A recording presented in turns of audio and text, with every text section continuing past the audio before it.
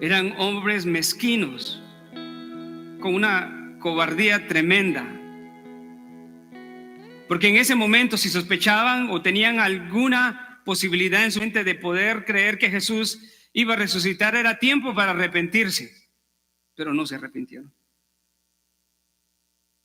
Todo lo contrario, fueron a Pilato y Pilato les dijo: una guardia tenéis, id, aseguradla como vosotros sabéis. Esto es sorprendente porque en realidad los romanos nunca entregaban esa clase de autoridad a los judíos. Ellos los gobernaban. Los judíos no eran gobernadores con ellos en un sentido. Sin embargo, Pilato, para quitárselos de encima, les dijo: una guardia tienen, asegúrenla ustedes. Y si ustedes pueden captar esto, nos da a entender que ellos realmente se iban a asegurar de que esa tumba iba a estar asegurada. Si tanto odiaron a Jesús en su ministerio, ahora no le iban a dar la oportunidad de que se corriera la verdad o el rumor, de acuerdo a ellos, de que Jesucristo había resucitado. Y fueron y aseguraron el sepulcro, y además de poner la guardia, sellaron la piedra. Capítulo 28, versículo 1. Pasado el día de reposo, al amanecer del primer día de la semana, María Magdalena y la otra María vinieron a ver el sepulcro. Y he aquí que se produjo un gran terremoto, porque un ángel del Señor descendió del cielo y acercándose removió la piedra y se sentó sobre ella. Su aspecto era como un relámpago y su vestidura blanca como la nieve. Y de miedo a él, los guardias temblaron y se quedaron como muertos. Y hablando el ángel dijo a las mujeres: vosotras no temáis, porque yo sé que buscáis a Jesús, el que fue crucificado. No está aquí, porque él ha resucitado tal como dijo. Venid, ved el lugar donde yacía. Y el ángel no pierde el tiempo y le dice: e id pronto. Venid, ved el lugar donde yacía, e id pronto y decid a sus discípulos que él ha resucitado de entre los muertos. Y he aquí, él va delante de vosotros a Galilea. Allí le veréis, he aquí os lo he dicho. Y ellas, alejándose a toda prisa del sepulcro, con temor y con gran gozo, corrieron a dar la noticia a sus discípulos. Y he aquí que Jesús les salió al encuentro diciendo: salve, que es una manera de saludar, era una manera de saludar. Y ellas, acercándose, abrazaron sus pies y le adoraron. Entonces Jesús les dijo: no temáis, id y avisad a mis hermanos que vayan a Galilea y ahí me verán. Gracias, Señor, por tu bendita palabra. El título del mensaje de hoy es El asombro de la resurrección. En realidad, la resurrección es única del cristianismo. No hay ninguna otra religión en el mundo de la cual pueda ofrecer con tanta seguridad la resurrección de entre los muertos. Pero todo tiene su fundamento en la resurrección del líder, de la cabeza, del jefe del cristianismo, Jesucristo, el Hijo de Dios. Podemos ver la historia secular y ver a los grandes líderes en el mundo. Por mencionar algunos, quizás Stalin, el gran líder carismático de los rusos, está muerto y se conoce su tumba. Cualquiera de los presidentes de los países más importantes del mundo de las últimas décadas, podemos investigar y sabremos en dónde está su tumba. Muchos saben en dónde está Lenin, en dónde está Fidel Castro, en dónde está Hugo Chávez y todos los líderes humanos. Pero si nos fuéramos a otro lado y dijéramos los líderes religiosos, aún el budismo no se atrevería a decir que su líder ha resucitado. O aún los musulmanes, como Mahoma, visitan su tumba en Medina. Pero en el cristianismo es diferente, porque la fe cristiana no solamente nos afirma la resurrección de Cristo Jesús, sino que es la base fundamental de nuestra fe. Sin resurrección, la obra expiatoria en la cruz del Calvario estaría incompleta y no significaría nada. De hecho, Pablo en Romanos 1 asegura que después de la resurrección de Cristo Jesús hay algo que se reveló de él y que se hizo manifiesto que no era visible durante su ministerio.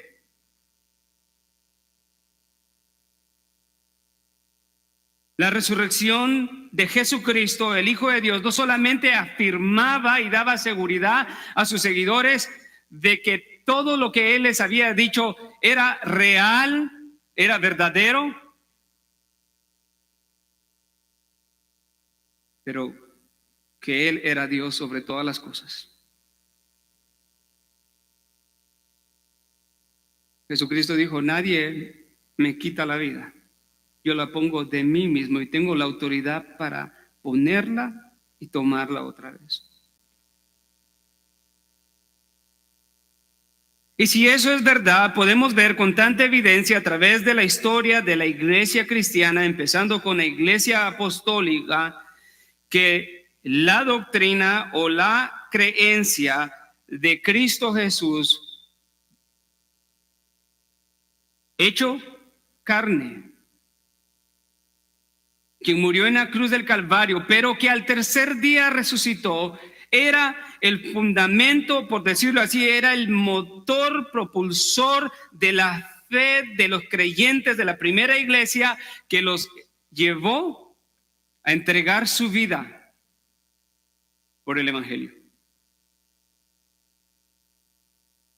Hay muchas historias extra bíblicas que tratan de persuadir a los hombres de que la resurrección no fue verdaderamente una resurrección. Pero en los versículos que leímos, del versículo 62 al 65, hay cosas muy interesantes que nos enseña la Escritura, que no están ahí por casualidad. Están ahí porque el escritor Mateo quería asegurarse que tuviéramos la información correcta acerca del testimonio de la resurrección de Cristo Jesús. Él dice que después del día de la preparación se reunieron ante Pilato los principales sacerdotes y fariseos, los enemigos de Cristo. Los saduceos, los sacerdotes y los escribas, que eran los fariseos, eran enemigos. Sin embargo, se unieron en contra del ungido del Señor. Y acá tenían un propósito, y era asegurarse de que este Mesías no tuviera la oportunidad de resucitar según ellos. Y llegan ante la autoridad Pilato y muestra tanta cobardía y tanta debilidad, porque le dicen: nos acordamos que este engañador, cuando vivía, dijo: después de 3 días resucitaré. Si verdaderamente creían que era un charlatán, como ellos lo llamaban, uno se preguntaría por qué fueron a ese extenso y en realidad lo que esto muestra era temor de que él resucitara y que se cumpliera. Pero él le dice: ordena que el sepulcro sea asegurado. Los romanos tenían el poder y la autoridad.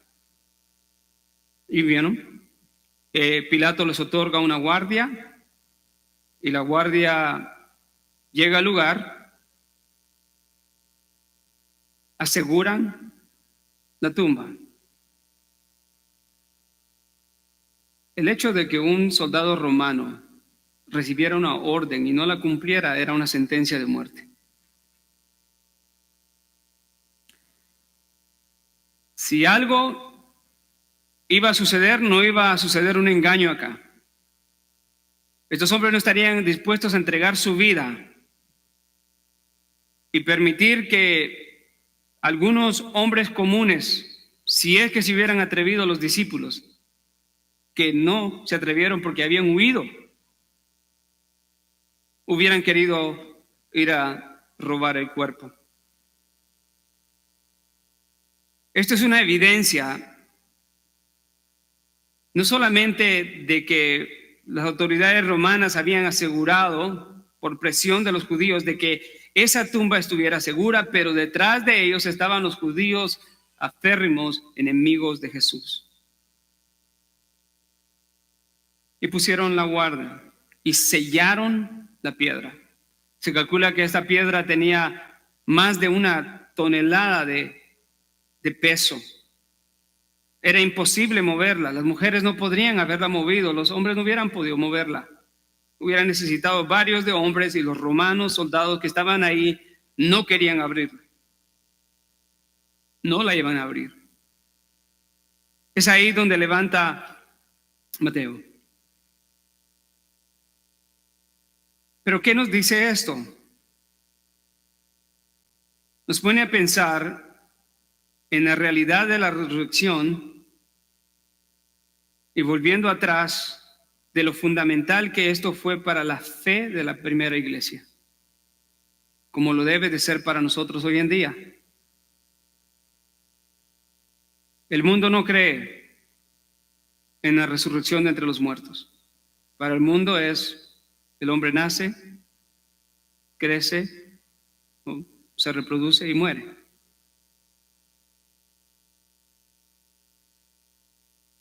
Las tinieblas, el pecado, a los hombres no los deja pensar en categorías más allá de su propia realidad limitada.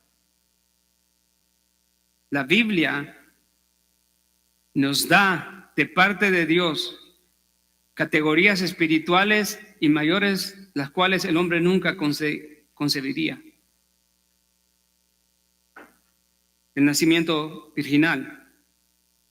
El mundo no cree en el nacimiento virginal. El mundo no creería en el poder de Jesucristo con autoridad para detener la creación cuando detuvo la tormenta. El mundo no creería al ver a Moisés abriendo el mar rojo. De igual manera, el mundo no cree a la resurrección, pero el hecho que no crea no le impide a la iglesia proclamar esa verdad gloriosa del asombro de la resurrección. Y el hombre intentará explicar la resurrección en algunos círculos cristianos, quizás de alguna manera científica, para ceder a las demandas de la gente del día de hoy. Y por ahí hay teólogos y pastores liberales en los siglos pasados y algunos de sus discípulos hoy en día que dicen que para que algo sea cierto tiene que ser comprobado científicamente. Entonces ellos lo que están diciendo en esencia es: para creer a la Biblia, que es la autoridad de Dios, necesitamos la ciencia. Están levantando la ciencia, la autoridad igualitaria de la palabra de Dios. Eso se conoce muy bien como la integración o el integracionismo, que no solamente existe en cuanto a la resurrección, el nacimiento virginal, pero en cuanto a la creación o en cuanto al método de cómo dirigir la iglesia y cómo aconsejar. Hay quienes dicen la iglesia necesita ser aconsejada con la palabra de Dios. Sí dicen eso y están dispuestos, pero luego dicen, pero necesitan también psicólogos dentro de la iglesia. Y están diciendo la psicología está a la par de la palabra de Dios. Para cerrar ese pensamiento, como cristianos tenemos que comprender de que si vamos a confesar y a creer y a proclamar la resurrección de Jesucristo de entre los muertos, lo único que necesitamos es la Escritura y nada más. Esto es espiritual. Pero lo único que necesitamos es la Escritura. Yo puedo aprenderme explicaciones científicas que podrán convencer a alguien, pero no lo van a convertir.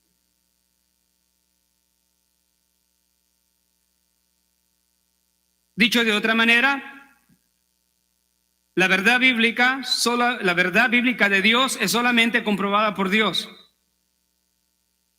Y alguien me diría, pastor, ese es un argumento circular. Es como que le digan a alguien, un argumento circular, le digan, ¿y tú quién eres? Yo soy el hijo del presidente de Estados Unidos. ¿Y cómo pruebas eso? Bueno, yo lo digo.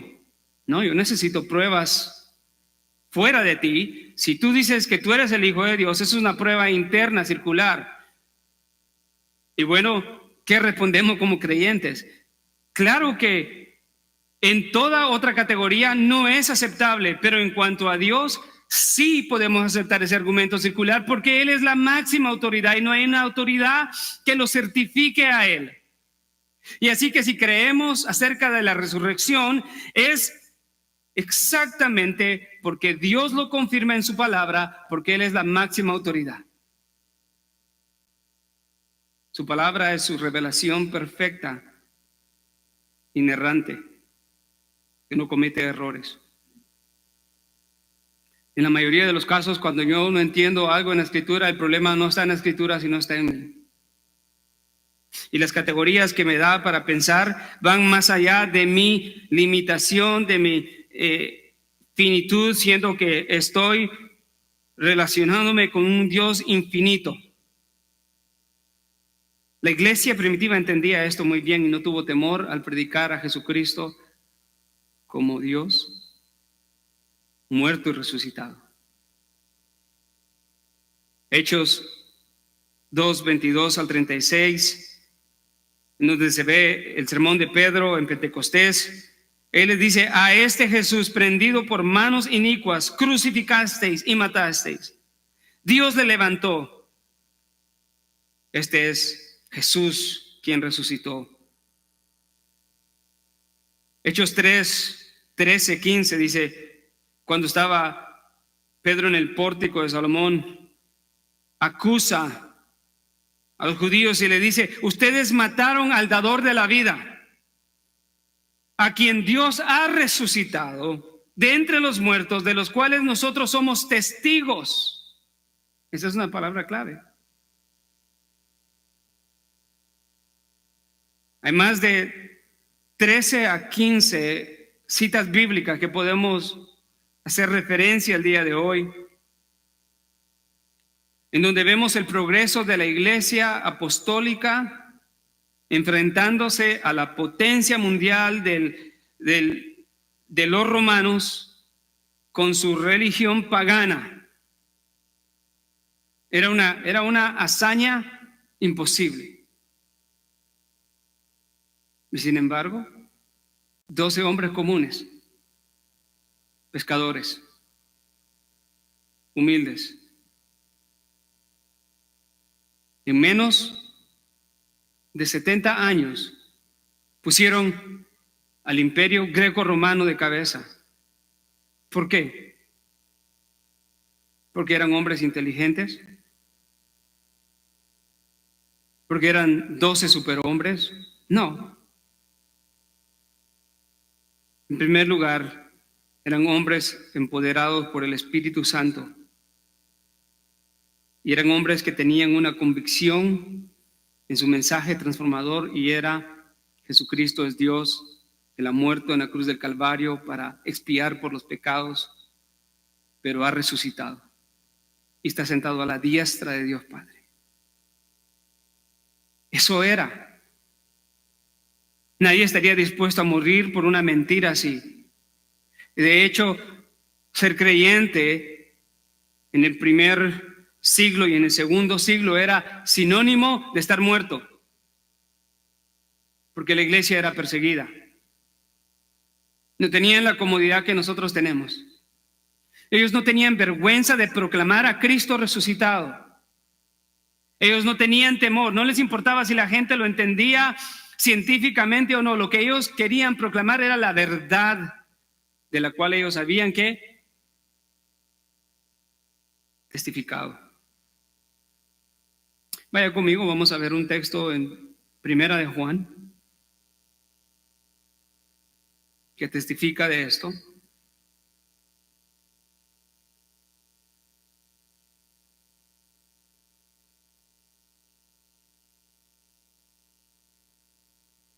Primera de Juan, capítulo 1. Vamos a dar una lectura, unos cuantos versos. Dice: lo que existía desde el principio, lo que hemos oído, lo que hemos visto con nuestros ojos, lo que hemos contemplado, lo que hemos palpado con nuestras manos, acerca del verbo de vida.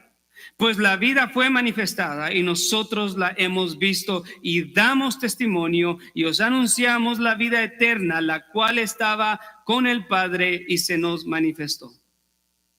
Una vez más, lo que hemos visto y oído os proclamamos también a vosotros, para que también vosotros tengáis comunión con nosotros. Y en verdad nuestra comunión es con el Padre y con su Hijo Jesucristo. Os escribimos estas cosas para que nuestro gozo sea completo. Esta era la proclamación de la Iglesia Apostólica. Eso fue lo que los empujó. Ese era el fundamento de su fortaleza, porque lo creían y tenían esperanza en ello. Qué glorioso es eso. Ninguno de nosotros debe de amedrentarse en contra de los intelectuales o supuestos intelectuales que quieren comprobar o descomprobar las verdades bíblicas. Nosotros las creemos bajo este principio. Creemos que Dios ha hablado y todo lo que Dios ha hablado está revelado en la Biblia, en los 66 libros. Y si es la palabra de Dios, es una palabra perfecta, que no se equivoca, que es suficiente. Yo no necesito ciencia o la escritura y la ciencia. Necesito el testimonio de la escritura. Así que, habiendo dicho eso, nos podemos mover y explorar por un tiempo en lo que el Señor nos permita los 10 versículos que nos narran la resurrección de Cristo. Mateo dice que en el día de reposo, al amanecer del primer día de la semana, María Magdalena y la otra María vinieron al sepulcro. Recordaremos que ellas estaban al final de la crucifixión cuando Jesucristo entregó su vida. Todos habían huido, pero ellas estaban ahí. Había llegado el sábado y se habían ido a reposar, pero pasando el día de reposo, en el cual ellas no podían hacer nada, al amanecer del primer día de la semana, ellas se fueron al sepulcro. No era tanto que ellas creían que Jesucristo iba a resucitar. Ellas estaban tristes, estaban en luto. Y el mismo amor y lealtad y fe que habían mostrado en su maestro, al verlo ser torturado y al verlo que entregó su vida, y aún apreciándolo desde lejos, no se movieron y siguieron. Y ahora entran en este tiempo de la resurrección, el cual ellas no podían ni percibir ni entender. Pero vinieron al sepulcro y versículo 2 dice, y he aquí, se produjo un gran terremoto, no un temblor. Esto tampoco es una exageración. Literalmente se produjo un gran sismo. Y seguían los eventos milagrosos. Tanto en la muerte de Jesús sucedió un terremoto, muertos resucitaron, las densas tinieblas que se posaron desde el mediodía hasta 3 de la tarde y ahora seguían. Este evento era glorioso de principio a fin.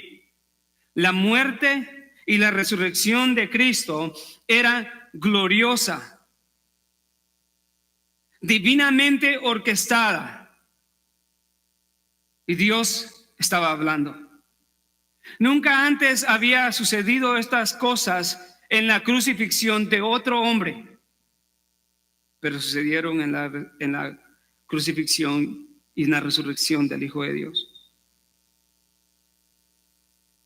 Pero la Biblia nos dice que el gran terremoto sucedió porque un ángel del Señor descendió del cielo. En otras palabras,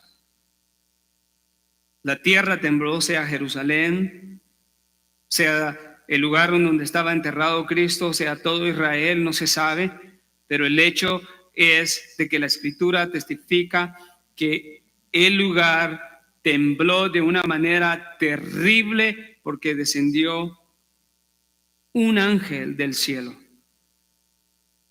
Y es importante notar de que los ángeles siempre aparecen en momentos importantes. Recordaremos el anuncio de el ángel a José del nacimiento de Jesús.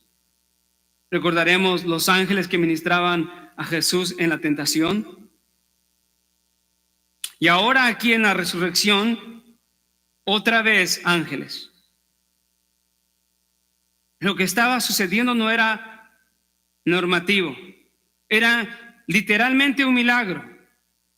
Eso es lo que son los milagros. Un milagro, para que sea milagro, tiene que ser un acto divino de Dios que rompe las leyes naturales.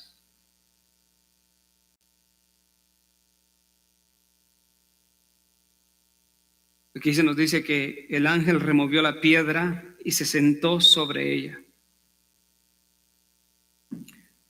Mateo es bien específico al relatar que este ángel del Señor tenía un aspecto como relámpago, era brillante y su vestidura era blanca como la nieve. Lo que esto nos indica era que este ángel tenía una apariencia gloriosa, pura.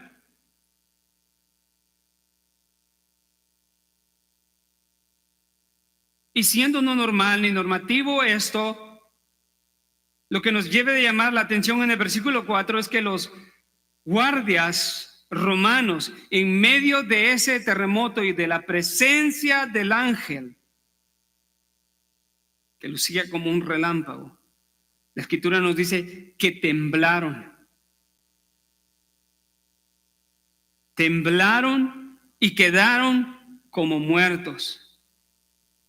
Y podríamos pasar por alto y muy rápido esa lectura, pero ¿quiénes eran los soldados romanos? Si habían hombres que habían visto atrocidades y brutalidad y hombres decapitados y ellos mismos los crucificaban y los decapitaban, ¿qué podría asustar a estos hombres con tanta experiencia en cosas que asustan? En realidad esto era no normal. Y no era normal porque estaba a punto de suceder la gloriosa resurrección del Hijo de Dios. Y cuán misericordioso es Dios, hermanos,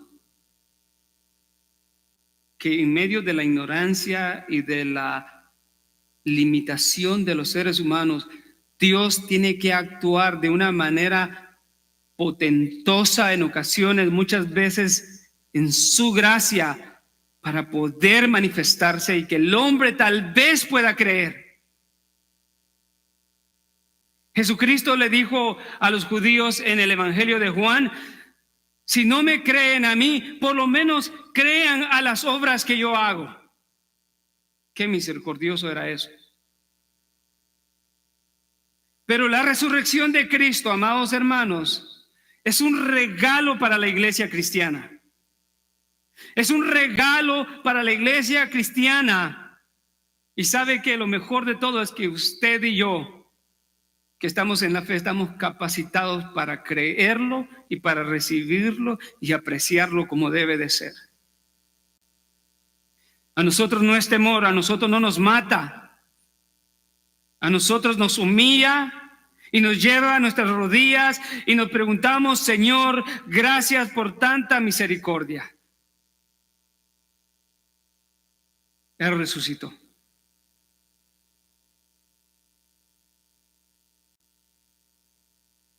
Estos hombres quedaron muertos, inhábiles, hombres adiestrados para cualquier situación. No había un hombre más sanguinario que los soldados romanos.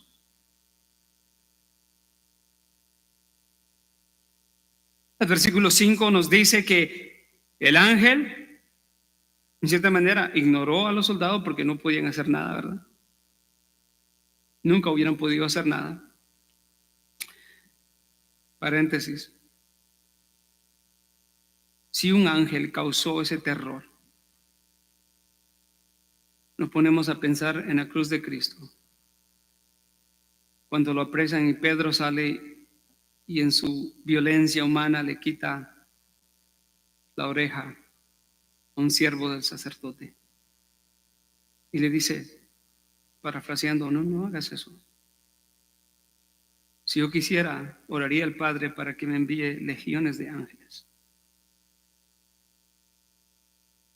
Y uno se pone a pensar: legiones de ángeles. Y Jesús, pudiéndolo hacer, no lo hizo. Él entregó su vida de su propia voluntad. Un ángel causó ese temor en estos hombres sanguinarios que no hubieran hecho legiones de ángeles en la defensa de Jesús, mas sin embargo Jesús no lo hizo. Y si no lo hizo, teniendo los medios, tampoco lo iba a hacer a la petición de aquellos hombres que se mofaban de él y decían: baja de la cruz. Bajar de la cruz significaba dejar a su pueblo perdido y condenado, algo que Jesús nunca hubiera hecho. Pero ahora el ángel en el versículo 5 viene y se dirige a las mujeres, dejando a los soldados, y les dijo: vosotras, dirigiéndose a ellas directamente, vosotras no temáis, porque yo sé que buscáis a Jesús, el que fue crucificado. Una vez más podemos leer estos textos y pasarlos con una lectura superficial y fácil, pero gloria a Dios por el tiempo que nos da hoy para poderlo entender. En primer lugar, el ángel se dirige a ellas y les da seguridad, porque cada vez que el mundo espiritual interactúa con los hombres, la primera cosa es el temor.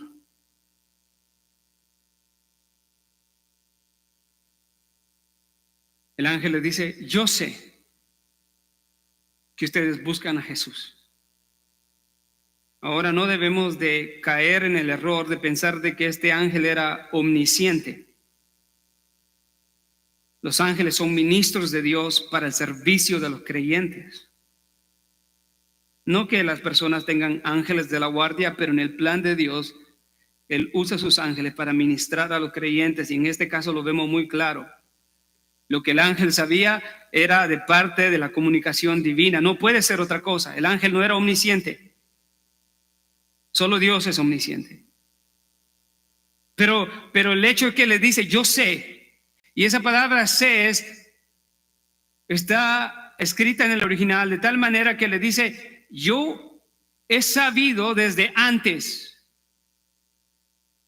Y comprendo que ustedes están aquí hoy buscando a Jesús,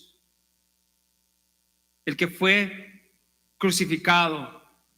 Otra palabra muy importante. Esa palabra es un participio indicativo que no solamente tiene el propósito de denotar que lo que ha sucedido es real. El ángel les está declarando, Jesucristo verdaderamente fue crucificado. No era una mentira. No era como los gnósticos pensaban, que en el tiempo de la crucifixión Dios cambió a Jesús por otro o por un espíritu. No, el hecho de cómo el ángel aborda esto, les dice, yo sé primeramente, indicativo, real, que ustedes están buscando aquí a Jesús porque Él les había prometido que iba a resucitar, aunque ellas no lo creían. Y yo sé que Él fue crucificado. Y ahora les dice, pero Él no está aquí en el versículo 6, porque Él ha resucitado. Y ha resucitado tal como Él dijo. Y las invita y las lleva, le dice, venid y ved el lugar, no donde está, en donde estaba.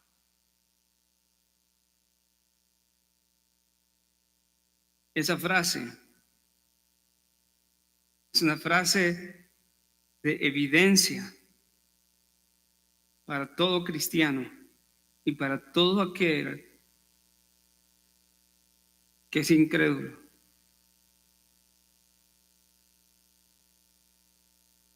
La verdad que comunica es de que sí, Jesús estaba sepultado,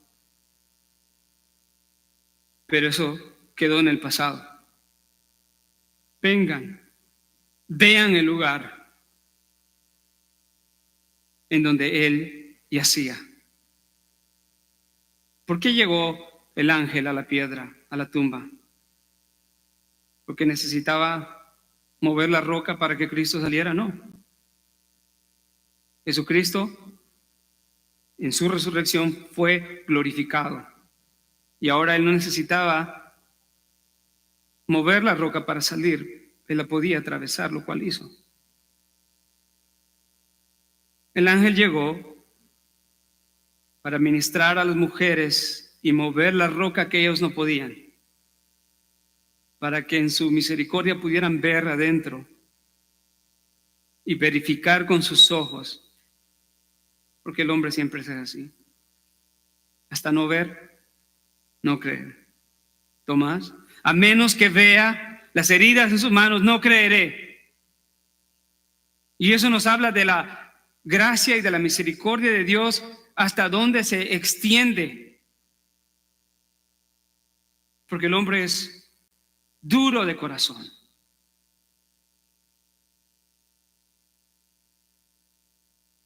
El Señor en su misericordia y sabiduría muchas veces usa cosas tanto buenas como difíciles para traernos a la fe.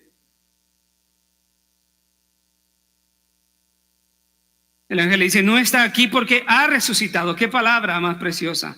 Él no está aquí.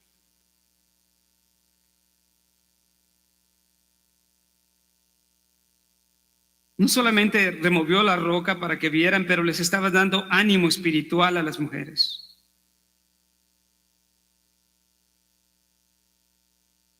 Les recuerda y le dice, Él ha resucitado. Como Él les dijo. En el Evangelio de Mateo vemos de 3 a 4 veces de Jesús antes de llegar a la cruz proclamando, es necesario que el Hijo del Hombre vaya a Jerusalén y sufra de manos de los líderes y de los gentiles y le darán muerte, pero el tercer día resucitará. Se había cumplido. Él había resucitado.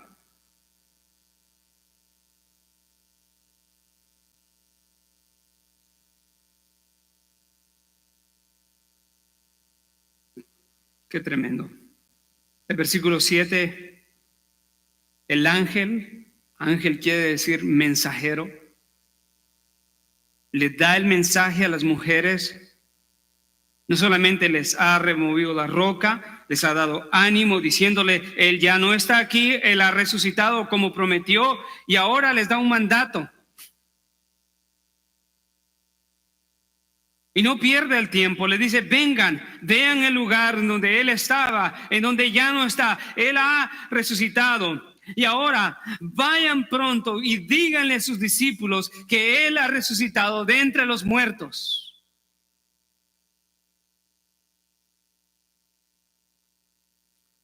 Y he aquí, les dice, Él va delante de vosotros a Galilea y ahí le veréis. Y les dice, he aquí, se los he dicho. Esto debe de llamar nuestra atención, que es el resultado. No puede haber otra cosa que cuando aquellos hombres y mujeres llegan a comprender la verdad gloriosa de quién es la persona de Jesucristo y llegan a poner su fe en Él, a arrepentirse de sus pecados y comprenden por la gracia divina la realidad de la promesa de la resurrección de entre los muertos, lo primero que tienen que hacer es ir y proclamar.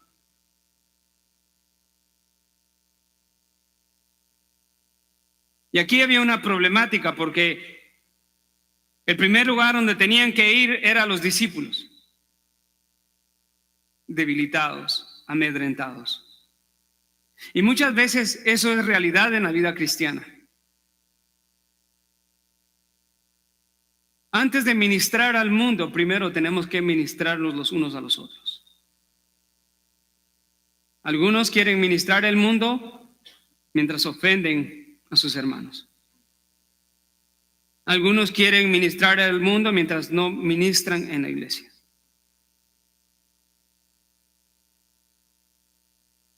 Qué bueno es que cuando un hermano tiene una inmadurez espiritual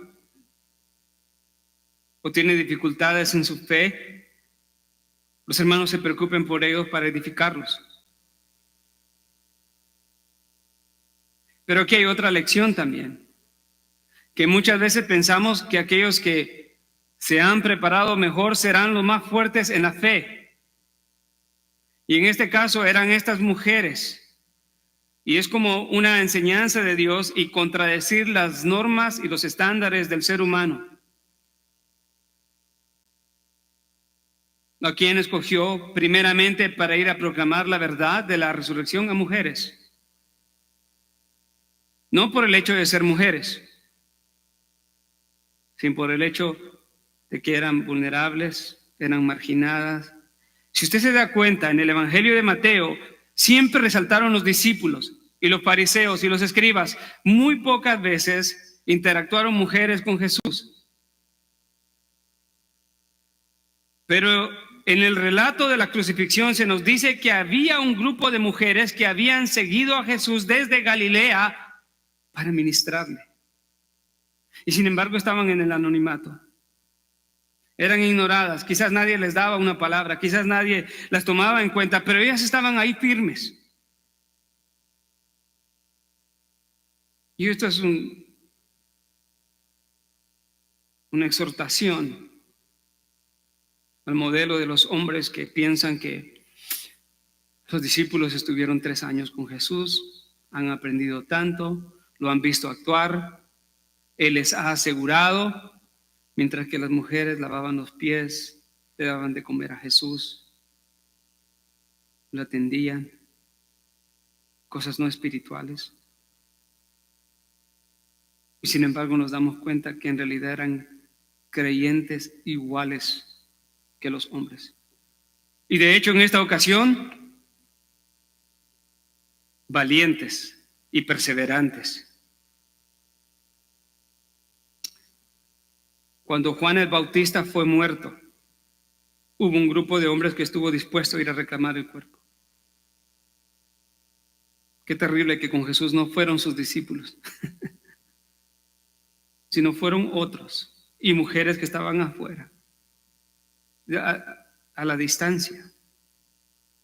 Pero se les dio el gran privilegio de ir y proclamar la verdad más gloriosa, que era: Jesucristo ha resucitado de entre los muertos.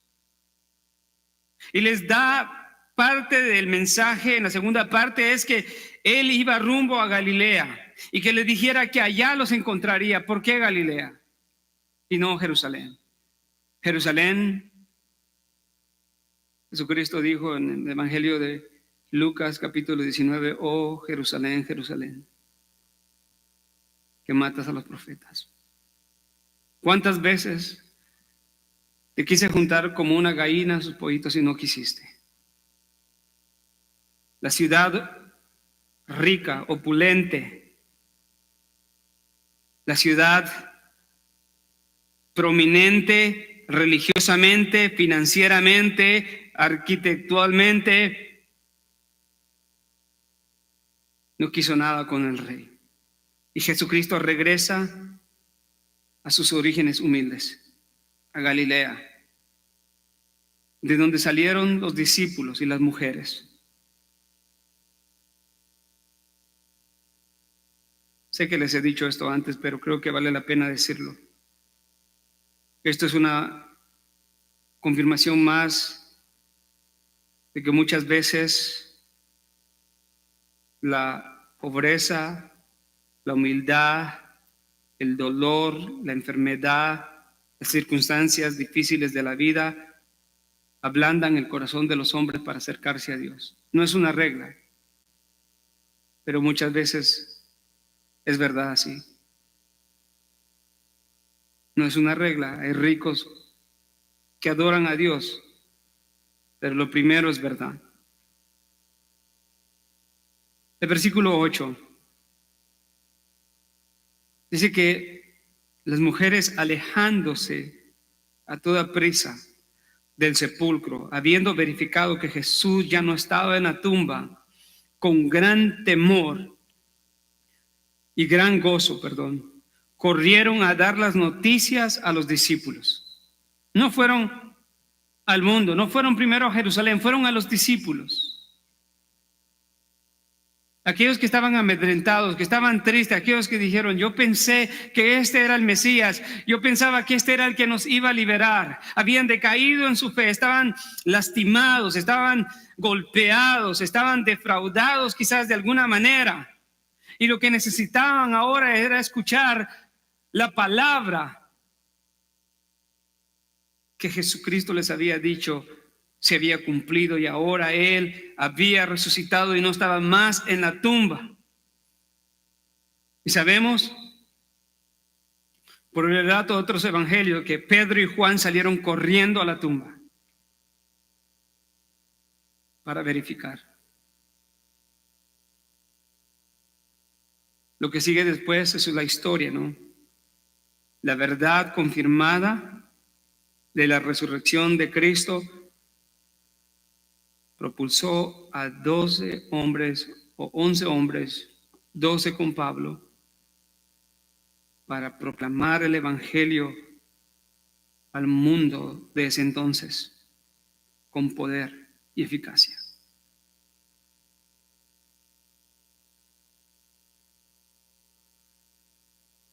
Lo que logró la resurrección de Cristo en los creyentes fue eso: lograr que la parábola, ¿se recuerda del grano de mostaza y de levadura?, tuviera un cierto cumplimiento, en el sentido que la iglesia empezó con menos de 120 y empezó a crecer en un imperio vasto, romano, pagano, en el cual ser cristiano era sinónimo de muerte. Y la característica primordial de la iglesia era que no era influenciada por el mundo, sino la iglesia pequeña empezó a influenciar al mundo. Si hay algo que la fe cristiana tiene que lograr en la iglesia el día de hoy, es esa verdad. Debemos de ser creyentes que no se dejan influenciar por el mundo, sino que influenciamos al mundo. Pero necesitamos morir. Ahora nos recordamos de las palabras de Jesús a los dos. ¿Quién será el más importante o el más grande en el reino de los cielos de nosotros? Ninguno. Tienen que ser como niños. Jesús, la madre, permite que uno de mis hijos se siente a la derecha y el otro a la izquierda. No sabes lo que pedís. ¿Pueden beber la copa que yo bebo? Sí, correctamente. Pueden sufrir. Pero sentarse a mi derecha y a mi izquierda no es mío. Mateo 10. He aquí os envío como ovejas en medio de lobos.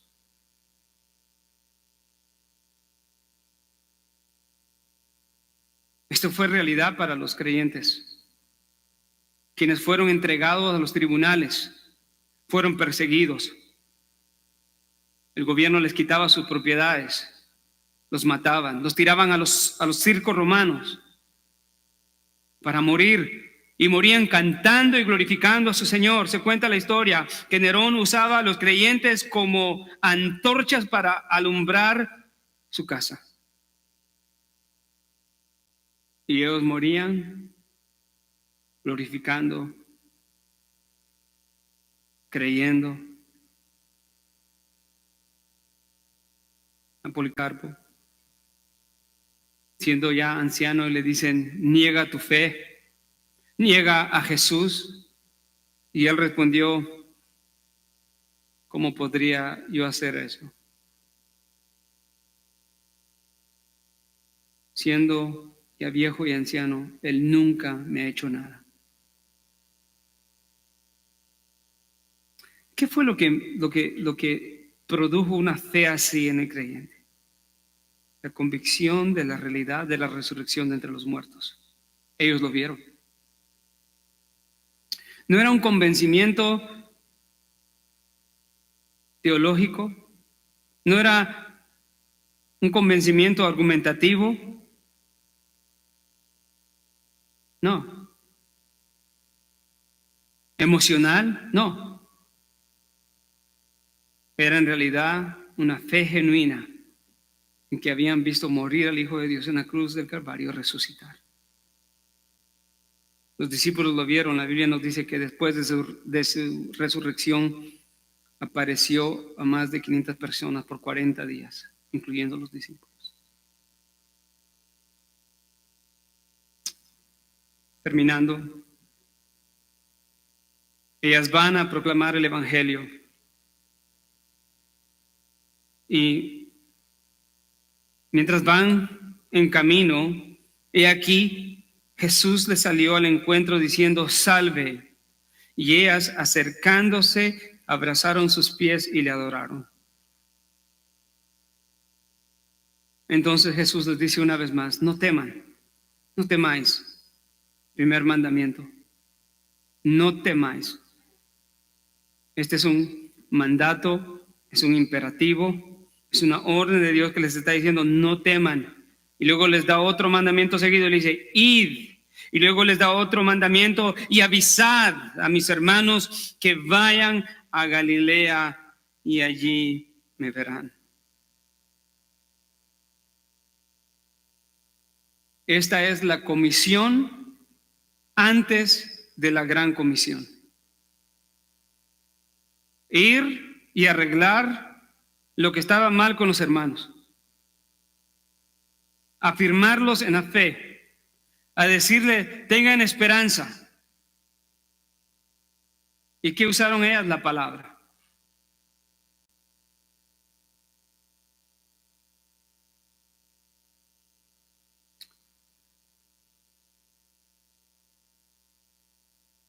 gloriosa resurrección. Cuando era pequeño, hace muchos años, hace más de 40, me recuerdo el gran temor que le tenía a la muerte. Literalmente les comparto esta historia. Siempre me metía en problemas porque era muy curioso, pero esa vez fue un problema para mí. Porque me puse a pensar en la muerte. Y siendo de 10 años, no podía comprender la muerte.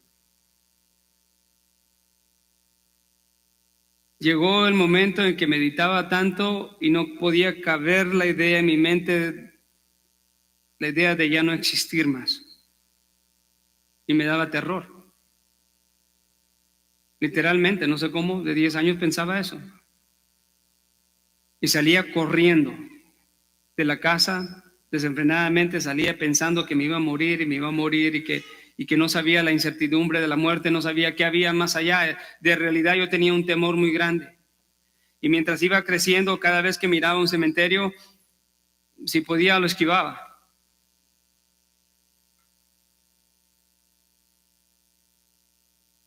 Hasta que un día, por la gracia del Señor, conocí el Evangelio. Y entendí que la promesa del Evangelio va más allá también de la preciosa realidad de tener comunión con Cristo en esta vida y haber sido perdonados de nuestros pecados, sino que también está la realidad de la promesa de la vida eterna. Y que no hay nada que en los hijos de Dios pueda atemorizarlos y vencerlos en esta gran verdad que un día moriremos. Un día moriremos y pasaremos de esta vida a la eternidad. Pero la promesa es que aunque estemos enterrados 6 pies bajo tierra, de ahí el Señor nos levantará. Y ese temor nunca más llegó. Y quiero cerrar puede ir conmigo a 1 Corintios.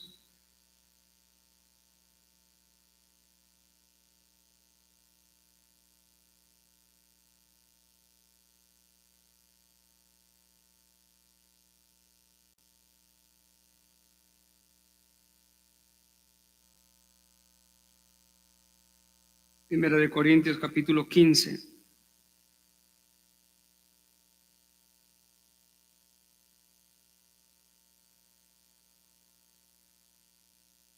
Capítulo 15, versículo 52. Vamos a leer del 50.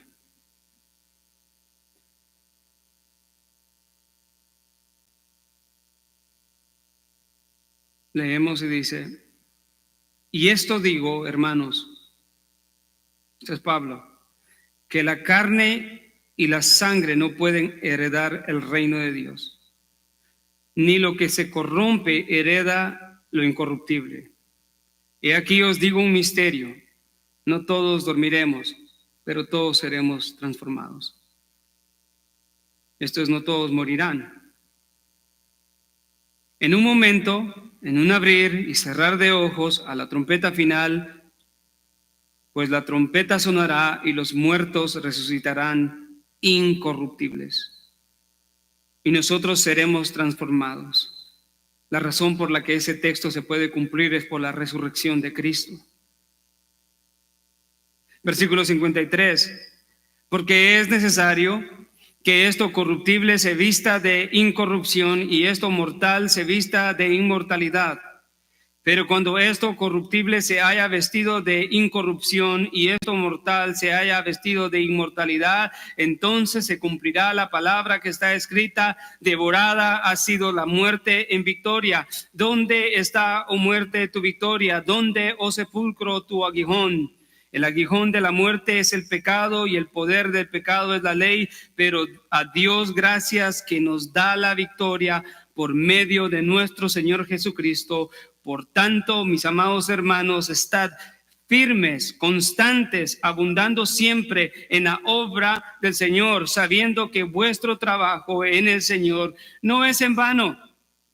La vida cristiana no es en vano, hermanos.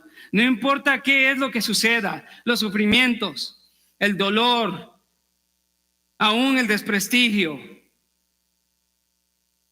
la pobreza. Nadie de acá podía considerarse como pobre, ¿verdad? Tenemos tanta bendición de Dios. El versículo 58 nos dice esto. Nos declara la culminación del pensamiento de Pablo. Y él ha dicho, ¿dónde, oh muerte, está tu victoria? ¿Dónde, oh sepulcro, tu aguijón? Preguntas retóricas. La respuesta es, la muerte no tiene victoria. La respuesta es, el sepulcro no es un aguijón para los creyentes. Por tanto, Pablo encarece a los creyentes y nos encarece el día de hoy.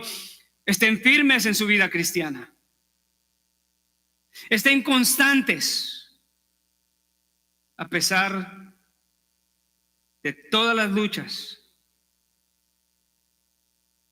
Abundando siempre en la obra del Señor. ¿Qué es lo que hacemos?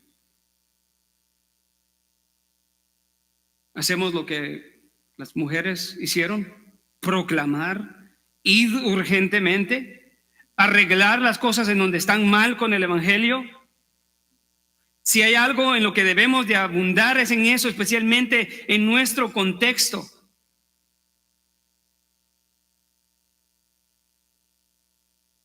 En la palabra de exhortación al final, sabiendo que vuestro trabajo en el Señor no es vano. No es vano, no por algo que vayamos a recibir, sino por algo que ya recibimos. El pago ha sido adelantado. Tenemos vida eterna en Cristo Jesús. Es importante que el cristiano deje de jugar a la iglesia. Es importante que dejemos de jugar al cristiano y que empecemos a creer como debemos de creer, a hablar como tenemos que hablar, a caminar como debemos de caminar. Y todo esto siendo dirigido con el propósito de dar gloria a Dios y de ser sal y luz de este mundo. ¿Estaremos dispuestos igual que la iglesia primitiva? ¿Estaremos dispuestos? Si somos creyentes verdaderos, estaremos dispuestos. Gracias, Señor, por tan preciosa verdad de esperanza en la resurrección de tu Hijo amado.